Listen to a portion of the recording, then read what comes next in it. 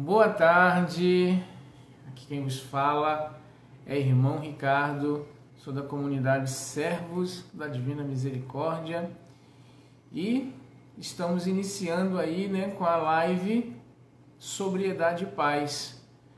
Esta live que vai ter a participação do Luiz Antônio Bortolin, que foi o primeiro coordenador nacional aí da Pastoral da Sobriedade. E aí eu conto com vocês aí participando conosco, vai ser um bate-papo bem descontraído, falando sobre essa temática, sobre essa temática aí da dependência química.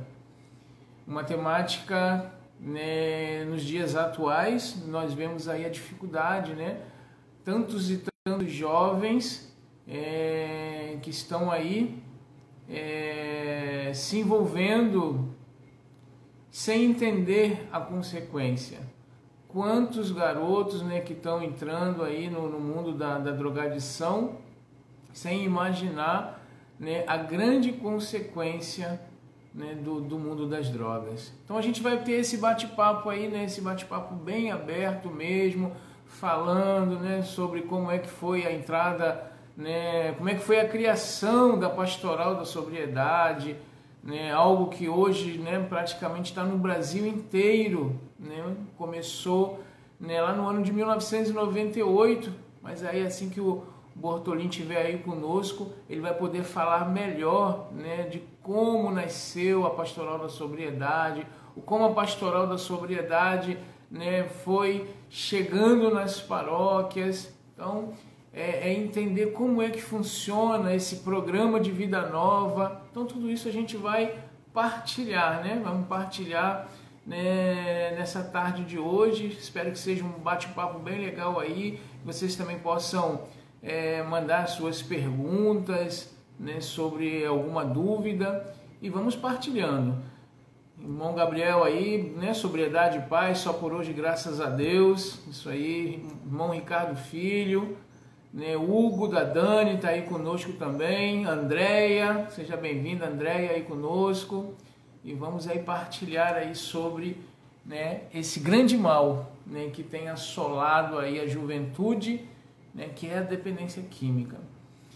Então, enquanto o Bortolino chega, eu queria falar um pouquinho também sobre, às vezes a gente fala dependência química e pensa logo álcool e drogas, pensa logo que é cocaína, maconha, cachaça, mas existe a dependência química também de remédios, que são as drogas semilícitas, e que hoje muitos estão aí dependentes.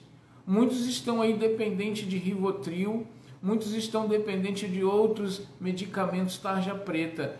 Nada contra quem precisa tomar. Quando é orientação médica, é claro que tem que tomar. Mas muitos, infelizmente, estão tomando medicamento por conta própria, tomando Rivotril como se fosse calmante. E a gente percebe aí as pessoas ficando dependentes de medicamento. Então fica esse alerta aí também, não se automedique, mas espere o seu médico realmente passar aquele medicamento que há necessidade para você. Não se automedique, porque você corre um sério risco de se tornar um dependente químico. Karina, um grande abraço para você, filha, que bom que você está aí conosco. O Bortolin está chegando, só esperando agora ele enviar o convite aí para que a gente possa começar esse bate-papo bem legal aí.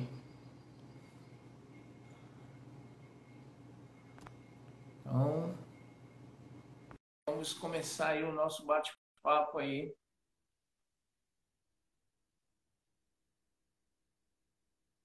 Seja bem-vindo, Bortolin. É uma alegria ter você aí conosco. Boa E tarde, aí, meu irmão? amado. Boa tarde. Que Tá ouvindo alegria, bem? que alegria. Esse casal maravilhoso, esse casal lindo aí nessa live falando, sobre esse mal aí que assola o nosso país, que pega aí a nossa molecada e a nossa juventude. Você se apresenta. Verdade. Oi? E não é só o nosso país, não, né? É uma coisa que é Gostaria que mundial, vocês se infelizmente, apresentassem aí né? para o pessoal. Bom, Tá boa a imagem aí, porque daqui eu estou no celular, então não dá para saber. Bom. Tá tudo bem aí? Tá ouvindo bem? Bom, em primeiro lugar, eu quero te dar um abraço, irmão Ricardo. Eu tive aí na sua comunidade, eu sou testemunho da sua dedicação, da sua seriedade. Provavelmente o Fradão também deve estar nos ouvindo. Eu deixo um abraço para o Fradão, que é o teu mentor espiritual. E nós estamos aqui hoje para falar sobre a questão da dependência química, é verdade. Mas, acima de tudo, é para convidar cada um dos que estejam nos ouvindo e que tenha esse problema que se restaure em Jesus libertador. Eu sou Bortolim, estive lá nos primórdios da fundação da Pastoral da Sobriedade, juntamente com Dom Irineu, com Mônica e algumas outras pessoas. Uma pastoral que se agigantou no país, não por um mérito nosso, nenhum mérito nosso, mas pela grandeza do problema. É um problema que assola o nosso país, as pessoas, os jovens, os adultos, crianças, enfim, todo mundo está sujeito a isso, basta experimentar. E daí fica difícil deixar. Mônica, você estava desde o começo. Eu sou Mônica Bortolim e tenho paixão pela Pastoral da Sobriedade.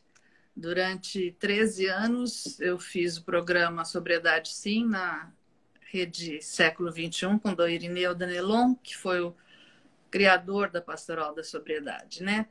E depois que ele teve um AVC, a gente suspendeu o programa. Mas eu tenho certeza que continua sendo a paixão dele, a menina dos olhos dele, né? E a Pastoral nasceu junto com a gente, no sonho de Dom Irineu, e se efetivou aqui dentro de casa, onde a gente começou a mandar comunicados para os bispos do Brasil todo, e conseguimos, graças a Deus, a campanha da fraternidade, por um século sem droga, né? E dali para frente não paramos mais. Você é testemunha do primeiro congresso. Eu queria fazer uma pergunta para vocês, né? Já que vocês falaram da Pastoral da Sobriedade, eu queria que vocês falassem um pouquinho, né, do início da Pastoral da Sobriedade, como é que foi, né? Como é que foi se começar a pastoral, né? Eu lembro aí, no ano 2000, eu tive com vocês lá em Arujá, foi quando eu conheci esse casal maravilhoso, conheci Fradão, conheci Frei Range, conheci Dom Irineu, né? Conheci a Pastoral da Sobriedade, né? Então, e foi num período que eu estava, acho que com 8 ou 9 meses só de sobriedade, e para mim, assim, foi algo muito interessante, né? Porque Dom Irineu me deu o número pessoal dele para que eu ligasse para ele qualquer problema que eu tivesse, e aquilo para mim, um cara que tinha acabado de sair das drogas, ganhar o número do telefone de um bispo, eu falei assim, nossa, para mim tudo era experiência muito nova, né? Então, eu queria que vocês falassem um pouquinho, né, da experiência com o Padre Haroldo, da experiência de como nasceu realmente a Pastoral da Sobriedade. Fala um pouquinho aí, que eu tenho certeza que essa galera que está nos acompanhando aí está doida para saber.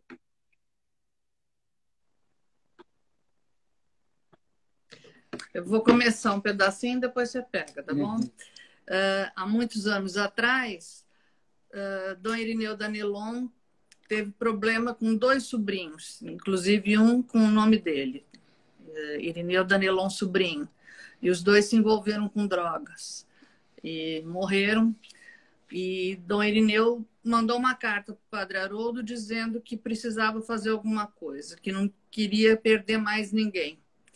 E aí Padre Haroldo falou para ele que convidasse o Bortolim e a gente começaria a fazer alguma coisa. Mas nem em sonho a gente imaginou que isso pudesse chegar onde chegou, né?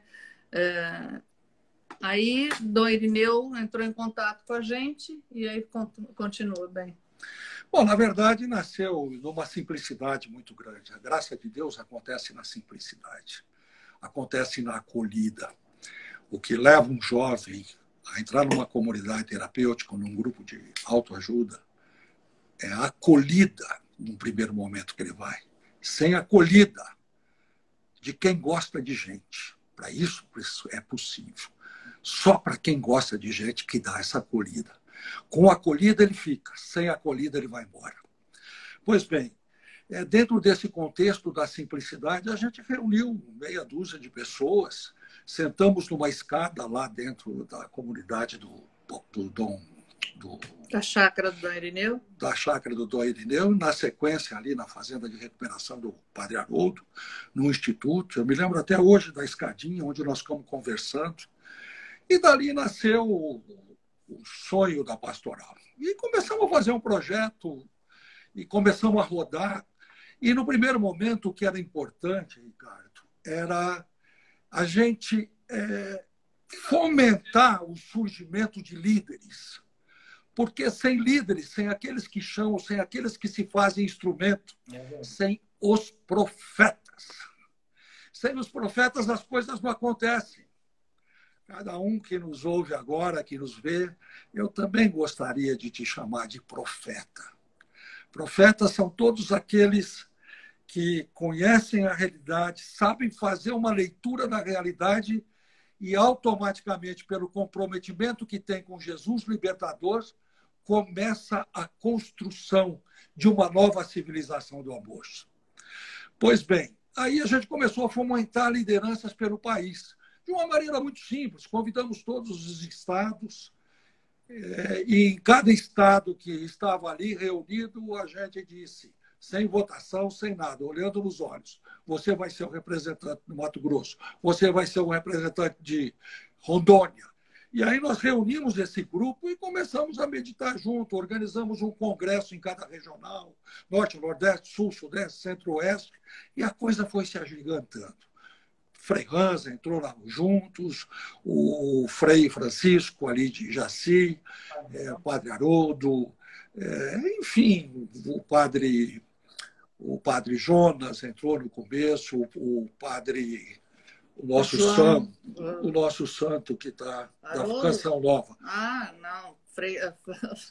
Bom, não, Nossa Senhora. Aí, em seguida, a gente trabalhou a campanha da fraternidade, construímos o livrinho do tema juntos. Tanto assim que no lançamento da campanha da fraternidade foi naquele congresso que você estava. Estavam todos os padres ali, todos os responsáveis pela campanha da fraternidade. Você quis lembrar o Padre Jonas, não é isso? Não, que trabalhou lá com ele, o Padre Jonas. Que morreu. Padre Léo. Padre Léo, lá das Betânias, enfim. Esse grupo começou. A semente foi lançada e foi crescendo, mas foi crescendo por causa de líderes como você que se colocaram a serviço. E por causa também de jovens, como provavelmente esses que nos assistem, e que tinham a dependência, e que, porque tinham a dependência, buscavam uma recuperação, um caminho de recuperação. E aí tivemos Padre Haroldo e eu tivemos lá em Curitiba, Dom Pedro procurando um padre que se chamava João. Fomos conversar com o bispo Dom Pedro. Dom Pedro falou, realmente o Padre João, ele cuida dessas coisas aqui na diocese. Ligamos para o Padre João. Aí o Padre João escutou, mas ele não se animou muito, não. Mas aí provavelmente o Espírito entrou dentro dele, que nem uma pedrinha no sapato, e começou, Padre João. Aí ele falou, vamos ver o que é isso daí. E organizou um encontro lá na paróquia dele, fomos lá, e aí o Padre João se agigantou, assumiu o papel de assessor, enfim, eu pedi a ele que fizesse um livro que fosse o norte, e aí ele fez os 12 Passos, junto com Ernestina, com a Loida, a Silvana, com o Higino, e aí foi construído esse primeiro passo. Mas, gente, o que motivou tudo foi a paixão que esse grupo inicial sentiu. E eu vejo que essa mesma paixão do nossa pastoral, hoje liderada como coordenadora nacional, a Denise, também aí do Rio de Janeiro. E assim foi. Eu acho que a gente se alongou na história, agora eu gostaria de a gente falar diretamente com os que estão participando, com os dependentes que estão aí conosco, Ricardo. E ninguém melhor do que você para dar início nisso daí, porque você cuida, você acolhe, você tem paixão, você ama. E a eles, eu gostaria, existe um método simples. Desculpe se eu estou falando muito, mas depois eu passo para vocês a bola, para vocês falarem muito também, e eu vou escutar. Existe um método simples de enfrentamento religioso para conseguir essa transformação de vida. São 3 itens. O primeiro, você que nos ouve, é buscar uma orientação religiosa. Com a orientação religiosa, você vai descobrir um caminho, você vai ter um norte, não importa qual seja. Dentro do cristianismo, nós estamos falando em Jesus libertador. Dentro do catolicismo, cada uma tem a sua linha, não importa, porque o Deus vivo ama cada um individualmente e indistintamente. Ama você. Isso nos faz lembrar a história do filho pródigo. Ele se foi, abandonou na noite, na boemia, nas drogas, em tudo que existia, e um dia ele parou e pensou. Estava no fundo do poço.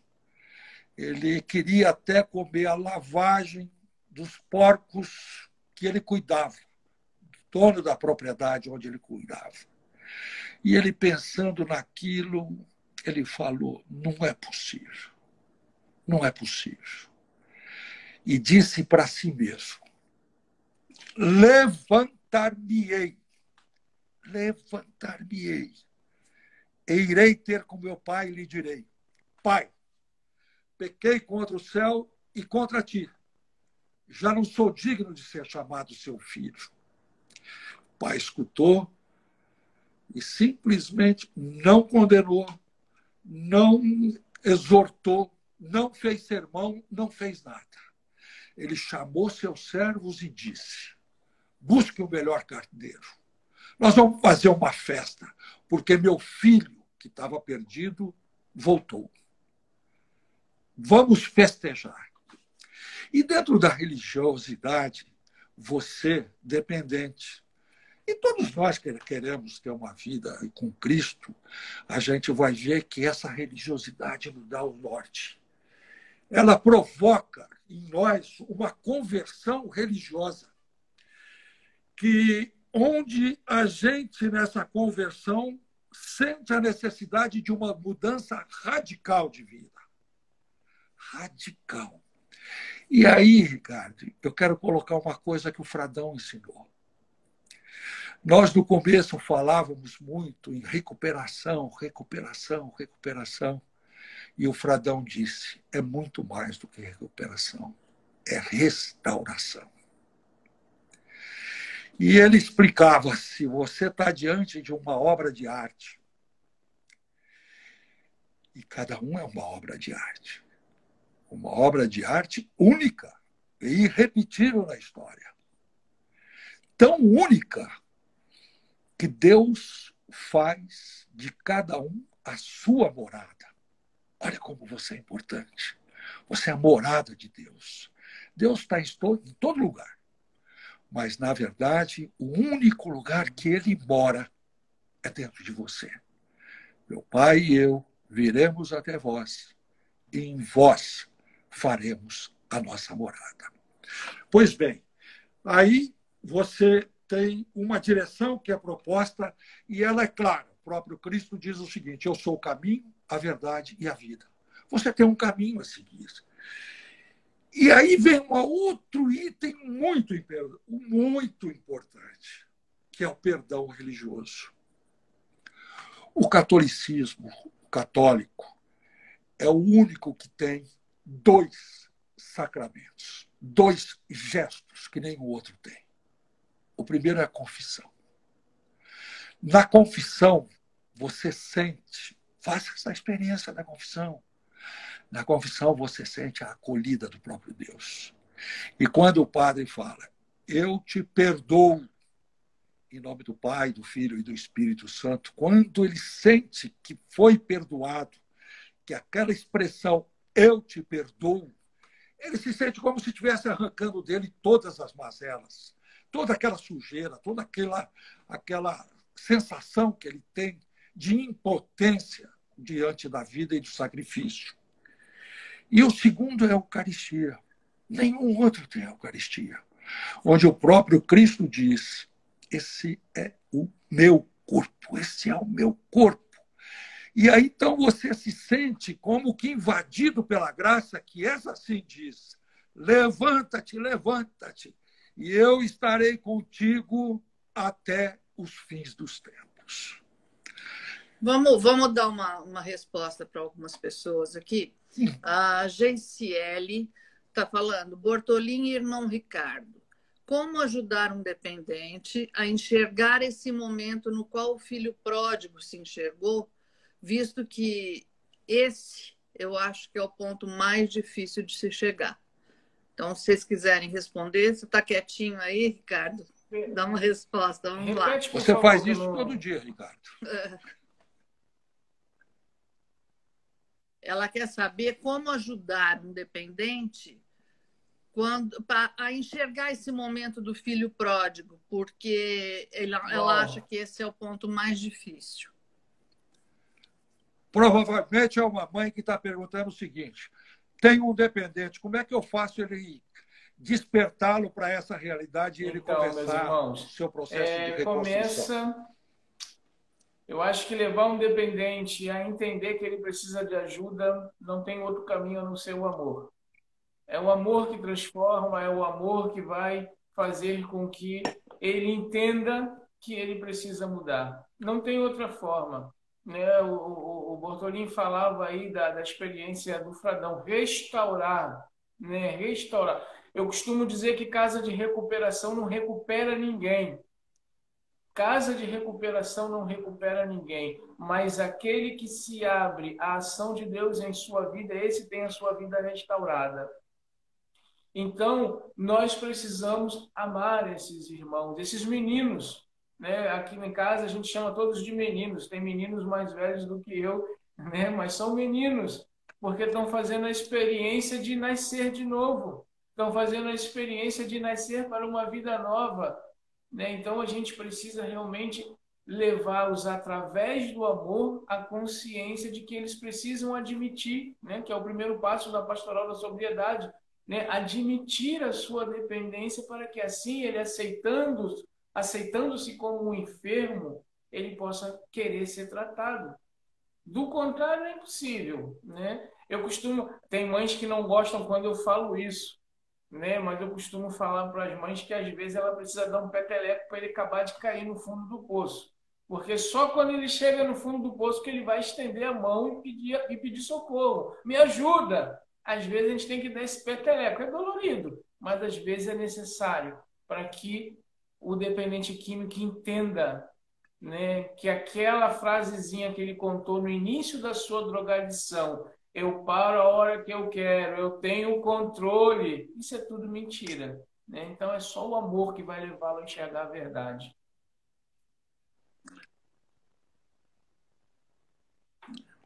Na verdade, eu acho que toda dependência, ela cria essa sensação de que uso quando quero e paro a hora que quiser. Né? É um método que se usa para poder continuar usando, né? Aquela sensação, vamos dizer assim, de que eu tenho o domínio, tenho o poder sobre mim, quando na verdade isso não acontece, né? Muitas vezes a pessoa vai se dar conta do que está acontecendo com ele quando já está muito, muito, muito dependente da sua droga de preferência, né? Eu só queria, rapidamente, 3 coisinhas. Primeiro, provavelmente é uma mãe que está com esse problema, ou que perguntou, ou que sejam outras. Primeiro lugar, mãe, não desista nunca. Não desista nunca do teu filho. Não desista nunca da pessoa que você ama. Não desista nunca, não desista, não desista. Vai, vai, vai.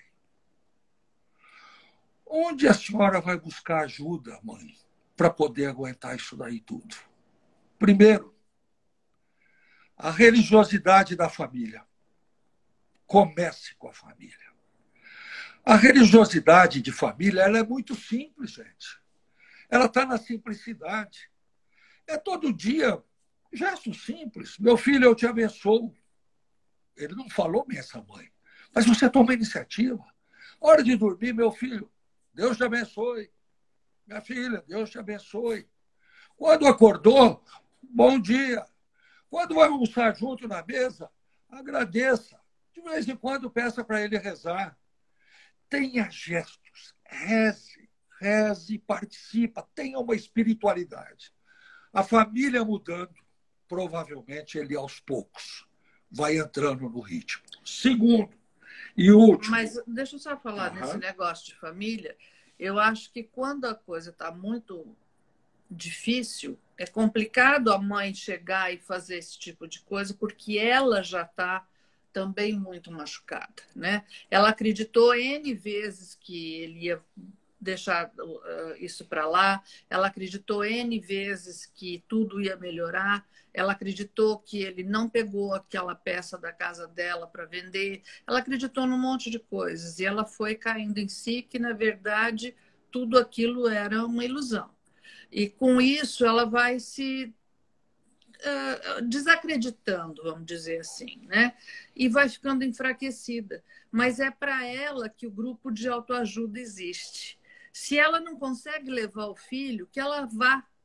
Porque ela indo, ela vai conhecer outras mães e outros filhos nas mesmas situações do que o dela. E aí ela vai poder se fortalecer e, com isso, poder ajudar. Porque muitas vezes a gente não sabe como ajudar. E o grupo de autoajuda é fundamental para isso. E dentro da sua cidade deve Só ter. queria complementar o que a Mônica um falou, né? Eu lembro, um rápido testemunho, né?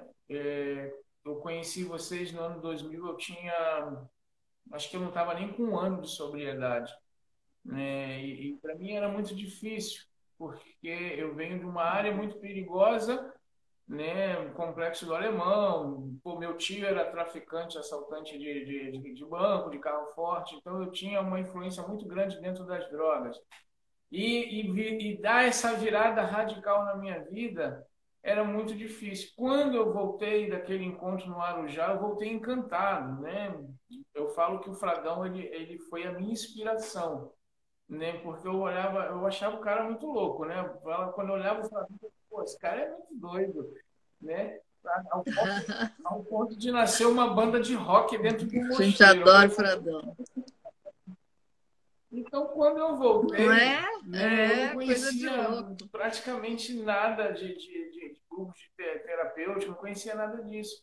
Então, o que me mantinha de pé era justamente o contato que eu tinha com o pessoal da Pastoral da Sobriedade, era Pastoral da Sobriedade, e era entender que eu precisava viver essa radicalidade. Eu até separei uma palavra, né, para a gente meditar, né, que está em Gálatas 5:1, que vai dizer justamente isso. É para que sejamos homens livres que Cristo nos libertou. Ficai, portanto, firmes e não vos submetais outra vez ao jugo da escravidão. Quando eu li essa palavra, eu escutei essa palavra lá no Congresso Antidrogas que teve no Arujá, que foi o nascimento que foi anunciado, né, a campanha da Fraternidade Vida Sim, Drogas Não. Quando eu escutei essa palavra, eu tomei posse para mim. Eu falei assim, eu não posso mais tomar sobre a minha vida o jugo da escravidão, porque Deus me fez livre. Né? E eu tinha que viver essa radicalidade. E era muito difícil, Mônica, o Tolinho, era muito difícil porque a minha família toda ela bebia. E parte dela usava drogas. O bairro que eu morava, todo mundo, a maioria ali da minha galera, todo mundo usava drogas. Então, para mim viver a radicalidade sozinho, eu tive que me escorar no meu filho. Meu filho que tinha apenas 2 anos, nessa época eu estava com 3 anos, e com meu filho todo dia para adorar Jesus. Eu ia adorar Jesus todos os dias. Porque o que ficou na minha cabeça foi justamente essa palavra. É para que sejamos homens livres que Cristo nos libertou. Eu tinha essa convicção. Deus me fez livre, eu não posso voltar a ser escravo. Eu não quero mais ser escravo. Eu sou livre. Né? E aí, é isso que eu tento passar para os meus acolhidos. Quando eles entram aqui, eu não uso nem a palavra interno, porque eu acho interno muito feio, eu falo, são acolhidos, né? E vocês começaram a nossa partilha, vocês falando, né? O acolhimento, ser acolhido. O acolhimento é tudo, né? É tudo. Eu acho que Quando eu cheguei palavra-chave da pastoral, na paróquia, na verdade, na Catedral do Rio, porque eu comecei a trocar os shows de rock que eu ia por eventos católicos. E aí eu fui, né, para um evento e que começou um evento carismático, né? E que todo mundo ficava dando glória a Deus por isso, por aquilo. E eu falava assim, nossa, é engraçado, né? Eu falei, o que eu vou falar? Aí chegou na minha vez, eu falei assim, aí eu falei assim, glória a Deus porque eu não estou mais no tráfico, glória a Deus porque eu não estou mais nas drogas. E aí todo mundo olhou assim, assustado para mim, né? Tipo, pô, quem é esse moleque? E aí uma velhinha, que eu não vou esquecer nunca daquele abraço, ela foi e me abraçou e falou assim, meu filho, Deus sabe de onde você veio. E me abraçou. Então o acolhimento é tudo, é tudo. Quando um menino chega aqui devastado pelas drogas e a gente recebe ele com um abraço, dizendo para ele que antes de nós, Cristo já recebeu ele lá fora, já tinha avistado ele longe, como o Bortolin falou do filho pródigo, esse menino ele vai, porque ele chega aqui, ele chega assustado, como em qualquer casa. O que que é? Para onde eu estou indo? Estou indo para o hospício, estou indo para onde? Mas quando ele chega aqui, ele se sente amado.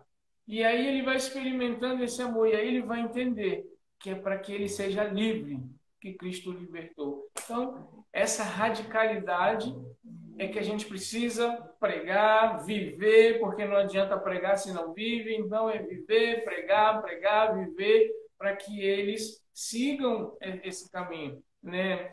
Quando eu conheci Bortolin não tinha um cabelinho branco ainda não. E agora eu fui atrás, ó. Daqui a pouco sou eu que estou com o cabelo branco também, que eu vou atrás, né? Então o caminho é esse. Continuar a missão. Sempre. E você precisa me passar a fórmula dessa juventude tua aí de cabelo preto e tal. Você não muda. Eu vou te contar, me ensina essa fórmula. Quem está aqui com a gente também é o padre William Bernardo. Tem uma porção de gente, tem uma pergunta aqui que acho que é para você, Ricardo. O melhor remédio é Deus, claro, mas como as comunidades veem as prescrições médicas indicadas para um dependente químico? É a pergunta do Anderson Nós vemos Rafael. com bons olhos, desde que a pessoa passe por um médico, nós não estamos aqui para contrapor nenhum medicamento. É claro que nós vamos sempre trabalhar a questão da vida de oração, nós vamos trabalhar realmente essa radicalidade do evangelho, mas nós vamos respeitar o psiquiatra, né? Ele está ali, né? Se ele passou um medicamento para um jovem, né? Eu ouvi de um psiquiatra uma vez, né, doutor João Carlos, que a dependência química é como se fosse um botãozinho dentro de nós. Depois que você experimenta, ela é ativada.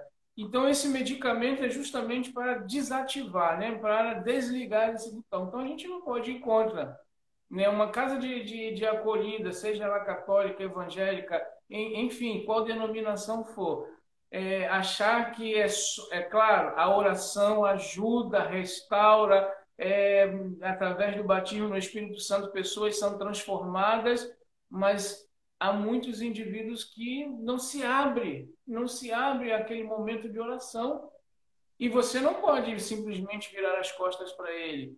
Então é claro que a gente tem que caminhar lado a lado aí com a psiquiatria, não tem como ser diferente, né? O médico ele veio para ajudar, não para atrapalhar.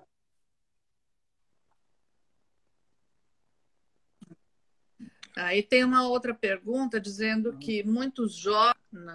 Cadê seu carregador? Bem, muitos jovens ingressam na dependência, começando pelo álcool. Eu acho que é a maioria absoluta, né, Ricardo?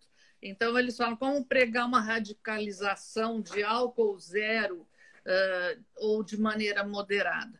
Eu acho que isso era uma coisa que Dom Irineu sempre falava. A gente não está aqui para proibir nada. Se você não pode usar, que você não use realmente nenhuma gota. Agora, se eu não tenho a dependência, eu posso usar com sobriedade. Acho que isso é que é o grande lance, né? A grande verdade. A gente precisa saber, se eu tenho uma dependência química, eu não posso usar nada porque isso vai ativar no meu cérebro a vontade de usar e vai fazer com que eu perca a minha condição de determinar o que é bom ou não e de fazer coisas certas ou não, né? Agora, se você não tem, então use moderadamente a sua dose de um vinho ou alguma coisa que te agrade, né? Mas eu Se você não quer pagar tudo, para mas ver essa se questão você tem a dependência química e você consegue, né? Exato. Muito complicado isso, né? Verdade. Agora, eu sugiro para quem quer sair disso, pode ser com o tempo, pode ser frequentando, mas em algum momento tem que ser radical. Senão, vai passar a vida experimentando. O álcool, ele é como doce. Você chupa uma bala, tem vontade de comer um saco de... Ele é uma dependência, né? E o álcool é a que mais... A principal droga, é a que mais mata, é a que mais desagrega a família, porque ela é uma reação coletiva. Eu parei de fumar há 30 e tantos anos atrás por uma única coisa. Minha filha chegou, eu perguntei para minha filha, tinha 3 anos, o que ela queria de presente. Ela falou, pai, no jeito de criança dela, eu quero que o senhor pare de fumar. Deve ter aprendido na escola que o cigarro fazia mal. Eu falei, no dia do teu aniversário eu vou largar. E fumei assim até 4, 5 cigarros por dia, porque estava chegando o dia. Aí quando chegou no dia do aniversário dela... 4, 5 cigarros? Não, 4 maços de cigarro. Chegou na noite, eu fumei até a meia-noite. Larguei um maço de cigarro do lado. Passei uns 2 meses, porque eu fumava 3, 4 maços de cigarro por dia. Passei uns 3 meses, assim, suando frio. Aquela síndrome da abstinência era terrível, terrível, terrível. Mas se você não aguenta, você volta. Muitas vezes eu havia tentado. Vou parar de fumar. Ficava 10, 15 dias. Pá, vou parar de fumar. Então, se você não tem uma razão para viver... Um motivo especial, né, para poder fazer isso. Tem uma pessoa que está falando aqui que acha que é necessário que seja feito o desmame, que a pessoa vá parando aos poucos até conseguir acabar de uma vez. O que você acha, Ricardo? Tem uma pessoa aqui na nossa live fazendo uma pergunta, dizendo que acha que o importante é fazer o desmame, ou seja, vai usando a droga aos poucos e diminuindo até conseguir parar. O que você acha disso? Eu tive que parar e foi de uma forma da noite para o dia mesmo, e eu vou dizer para vocês que eu era muito, muito dependente. Eu usava 5 gramas de cocaína por dia, fora a bebida. Então, para quem sabe, 5 gramas de cocaína é uma quantidade grande, né? Dá para levar a overdose, como eu tive várias crises. E assim, comigo jamais funcionaria, eu não conseguiria jamais. Se eu tivesse com esse negócio de desmamar, eu acho que eu estava mamando até hoje, né? Porque... Então, eu acho que eu também acredito nisso, eu acredito sim. A Denise, nossa querida Denise, que é a coordenadora pastoral da sobriedade, está dizendo que acha que as pessoas têm que ter um jeito de observarem como tem sido a sua relação com o álcool. Porque eu acho que o álcool é que abre tudo, né? Ele vai te dando aquela sensação de euforia, de que você é melhor, que você é mais forte, que você não tem aquelas coisas todas que você achava que te diminuíam e te dá aquela sensação de que você pode partir para a briga, vamos dizer assim, né? Meu amigo, deixa eu só dizer, você falou que indo aos poucos, tal.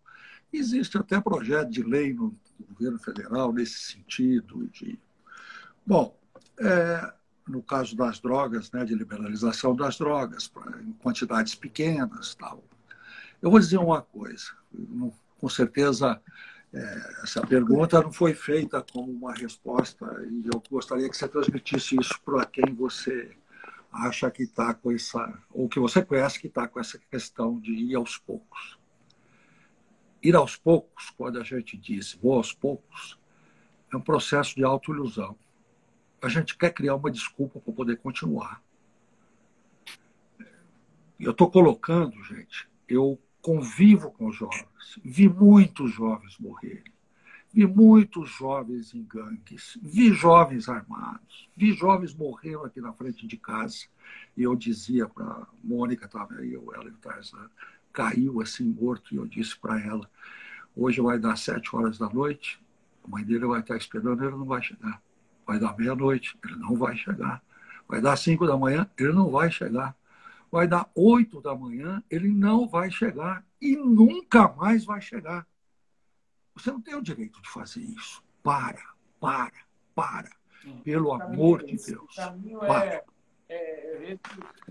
quantas vezes eu menti para minha mãe, quantas vezes eu menti para minha esposa, e eu digo que mentia para mim mesmo, né? Quando eu diminuía, né? Eu dava aquela diminuída na bebida, não, agora eu vou parar, que eu tenho que parar aos poucos. Quantas vezes eu fiz isso?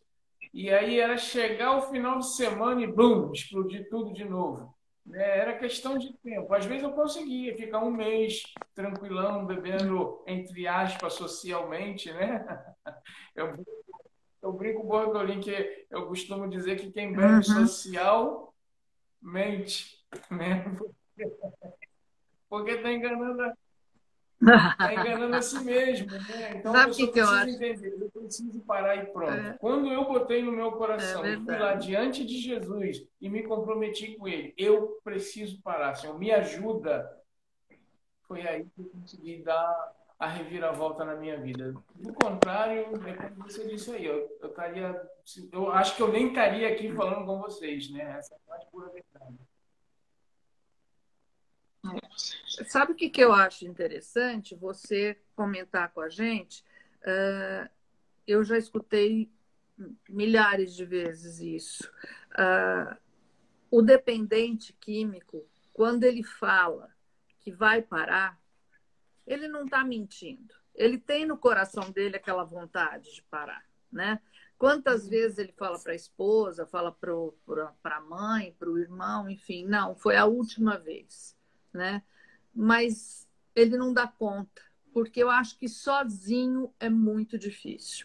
Eu acho que sem a ajuda de Deus, sem esse Jesus libertador entrando dentro da gente e dando aquela força, aquela coragem, aquela vitória diária, eu acho que isso é impossível. Mônica, então eu queria que você falasse um pouco sobre isso. Você falava, né, de querer largar. Eu queria largar.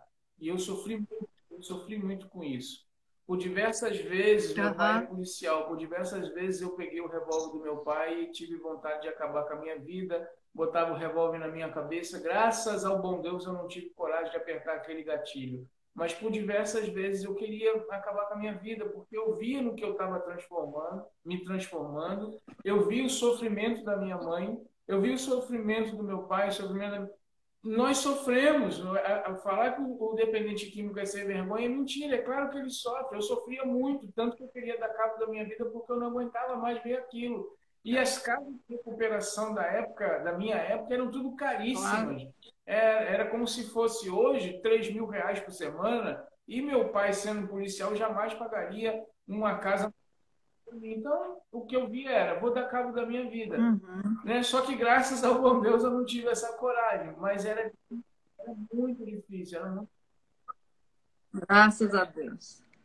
E você vê como que são as coisas, né?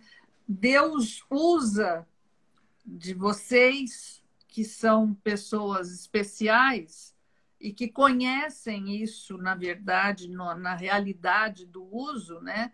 Para poder salvar vidas de tantas outras pessoas. Quantas pessoas você tem aí hoje na tua casa de recuperação? Hoje nós temos 12. No Servos mas, da Divina Misericórdia. Ano que vem nós vamos completar 20 anos de caminhada, né? Porque nós nascemos no ano 2001, justamente. Eu falo que nós somos fruto, né, daquele retiro lá do Arujá, né? Porque nós nascemos um pouquinho antes do nascimento da campanha da fraternidade. né? E aí eu falo que nós somos fruto daquela campanha da fraternidade, fruto da pastoral da sobriedade, né? Hoje nós temos 12 aqui, nós só acolhemos 12, mas já passaram mais de 3.000 homens na nossa casa, já passaram sacerdotes na nossa casa, né? Sacerdotes que nós tivemos Olha que só. dar, né? Sem perder a reverência, né? Sem perder o respeito pela figura do padre, que nós sempre tivemos, mas cuidar de um padre Claro. dependente químico, nós já cuidamos, e é bem difícil. É muito difícil, porque tem a questão da autoridade, né? Aquela coisa toda, né? Mas, assim, até isso Deus me deu a graça, né? Porque eu falo que quando eu cuidei daquele padre, eu estava cuidando do próprio Jesus. E aí a gente começa a entender o Jesus sofredor, que a gente tanto fala na pastoral da sobriedade, né? Quando a gente... E eu acho interessante você falar isso, porque às vezes a gente acha que só é dependente aquele que é fraco, aquele que é frágil, e não é isso. A dependência é um mal que pode acometer a qualquer um de nós, né? Eu perdi um irmão por conta do álcool. Eu não tenho o problema da dependência, graças a Deus, mas eu poderia ter desenvolvido em mim também isso, né? Então, não é uma questão de fraqueza, não. Muito pelo contrário. Estão me falando aqui muitos que acreditam que o dependente, desculpe, é o que mais sofre. Eu também acredito. Para ele é muito doído, porque ele também se massacra quando ele diz que vai parar e não consegue. Por isso que eu falo sempre, sem ajuda, sem Jesus libertador, voltei, isso fica muito pesado. De Arujá, nós programamos um retiro, inclusive nessa casa que hoje é nossa, no sítio que o Bortolini veio aqui estar conosco. E só que na época não era. E nós viemos para pregar esse retiro, o retiro do Maranatá. Na véspera do retiro, né, o meu primo foi assassinado. E aí eu tive que ir lá, arrancar o meu primo dos braços da minha tia, né, cheio de tiro, todo ensanguentado. E aquilo para mim foi uma dor muito grande, você ter que pegar o seu primo morto, é bem mais jovem do que eu. Eu saí daquele dia querendo desistir de tudo. Para mim ali acabava, eu não acreditava mais. Quando eu vi o meu primo cheio de tiro, eu falei assim, para que eu vou fazer esse retiro? Para quem eu vou fazer se eu não estou conseguindo ajudar nem os meus? E eu estava disposto a desistir. E aí teve um padre Luiz Cláudio Baraúna, no qual tenho um grande carinho, né? Esse padre virou para mim e falou assim, Ricardo, é dolorido, é, mas os teus primos vão estar amanhã naquele retiro. A partir de hoje, todos aqueles que te procurarem são teus primos, são teus irmãos, e você não tem o direito de desistir de nenhum deles, porque Jesus não desistiu de você. E aí estou aí, ó, 20 anos, né, lutando para resgatar vidas pelas mãos do Senhor Jesus, que só Isso pelas aí. mãos dele mesmo que a gente consegue.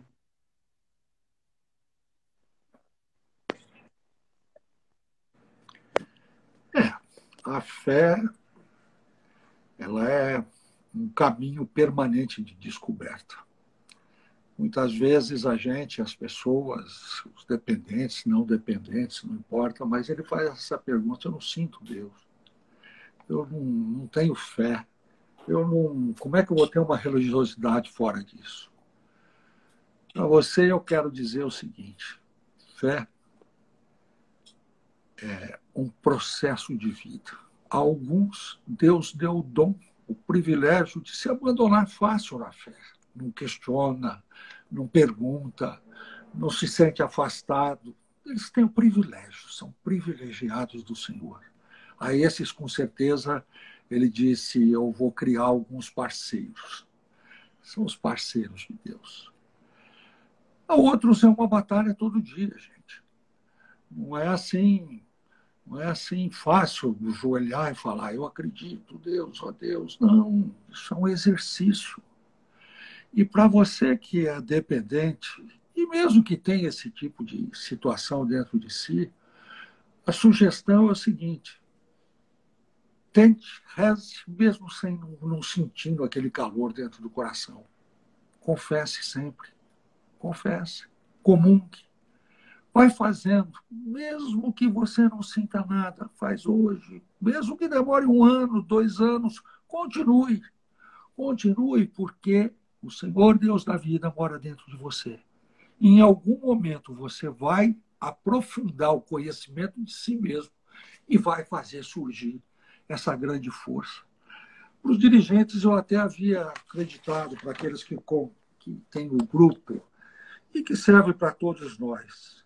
Eu peguei um texto aqui de 1 Coríntios, São Paulo, capítulo 15, onde ele diz o seguinte: sejam sempre dedicados à obra do Senhor, pois vocês sabem que no Senhor o trabalho de vocês não será inútil. Persevere, persevere, persevere. E você que está entrando na caminhada, persevere, persevere. Nenhum esforço teu será inútil. Ao final dessa história, amém, pode ter certeza, a vitória será da vida. Estamos nos últimos minutos, né? Estamos nos 8 minutos finais, se eu não me engano. Assim, queria deixar assim, minhas considerações finais, deixar já o convite para a semana que vem também. Semana que vem nós vamos estar com o professor Bruno, psicólogo, né, que também trabalhou aí com o pessoal da Fazenda Esperança. Nós vamos também estar falando da questão da família. Próximo sábado, sobriedade e paz, né, com a presença do professor Bruno, né, para a gente continuar esse debate. E durante a semana, quero convidar também vocês, né, a participar do Homens Forjados pela Misericórdia. De segunda a sexta, às 16 horas. Homens Forjados pela Misericórdia. Tem um irmão que eu já vi que está aqui com a gente acompanhando, Sancler Roberto. Esse eu deixei para sexta-feira por um motivo muito especial. Ele não gosta de ser chamado assim, mas eu vou chamá-lo. Sancler é o meu primeiro acolhido, né? O meu primeiro acolhido, aquele que, né, chegou na casa e abriu a porteira para que todos os demais entrassem. Então, sexta-feira você... Estão pedindo para salvar a live. Você consegue fazer isso? Não, vai para... Estão pedindo para salvar a live. Tem pessoas que estão em grupo agora e não estão conseguindo. Você vai salvar? YouTube da comunidade para que todos aqueles que não tiveram oportunidade de acompanhar agora possam ver. Vamos estar divulgando. Como o disse, perseverança. Ô, Denise. Está lá ainda? Não sei. Denise, se você estiver aí, quando a pastoral nasceu, logo nas primeiras caminhadas, das metas nossa era despertar cada paróquia que tivesse uma casa de acolhida. Uma casa de acolhida para simplesmente acolher, sem maiores preocupações se o dependente que dorme lá na rodoviária, que tem isso tudo, fosse fazer a sua recuperação, nada, simplesmente de acolher. Mas nós não tínhamos um braço para fazer tudo. Hoje a pastoral tem mais de 50 mil agentes esparramados pelo Brasil. Retoma esse projeto, conscientizando as paróquias para fazerem uma acolhida nos dependentes, inclusive nas pequenas e grandes cidades. Nas pequenas cidades, normalmente, o dependente que fica na calçada não tem ninguém que passa lá para olhar para ele. E de noite ele fica jogado lá. Eu vejo na minha cidade, tem um lugar onde se reúne jovens, moços e moças bonitos, cheios de vida. Você sabe que está largando. Eu acho que deve retomar isso daí. Desculpe, mas é uma ideia. Despedir agora também. Pode falar um pouco. Eu acho que já está no finzinho, né? Olha, até o sol. Bom, entrou Paulo Campos Dias. Saudade de você, saudade, viu? Cara. Que bom que você está aqui. Ju Bortolim, conheço você. Olha, tem tanta gente querida aqui que eu acho que dava para a gente continuar muito tempo, mas eu quero só agradecer muito o convite e dizer que a gente está sempre aqui porque a gente é apaixonado pela Pastoral da Sobriedade. Então, querendo é só chamar, tá bom? Um beijo grande para todo mundo aí. Obrigada, Ricardo. Muito obrigada mesmo. Obrigado. E a cada um de vocês que tiveram paciência de ouvir, de nos ouvir. Você nos deixou mais felizes do que o próprio São Francisco. Eu te digo por quê. São Francisco tinha vontade, desejo imenso de anunciar Jesus libertador. E muito frequente ele não tinha para quem. Então ele anunciava para as pedras, para os pássaros, para a água. E vocês nos dão o privilégio de termos alguém que nos escute nessa nossa paixão de anunciar Jesus. Obrigado por emprestar o seu ouvido para a gente falar durante tanto tempo. Alegrai-vos e alegrai-vos sempre. E yes! Gente, estamos Agora é ficando com por você, aqui. Ricardo. Quero agradecer a todos que participaram, né? Continue conosco, né? Aqueles que ainda não nos acompanham aí, né? Possa passar a nos acompanhar a partir de hoje. Se Deus quiser, nós vamos dar continuidade a esse bate-papo, vamos marcar um outro, porque foi muito pouco tempo, né? E a gente tem muita coisa ainda para poder falar, muita coisa ainda para partilhar, muito testemunho, né? Então a gente vai marcar uma outra data aí para que a gente dê continuidade nesse bate-papo, que eu acho que é final para todos nós, né? E acima de tudo, né, para glorificar o nome do nosso Deus, esse Deus que me resgatou, que continua a resgatar muitos, Amém.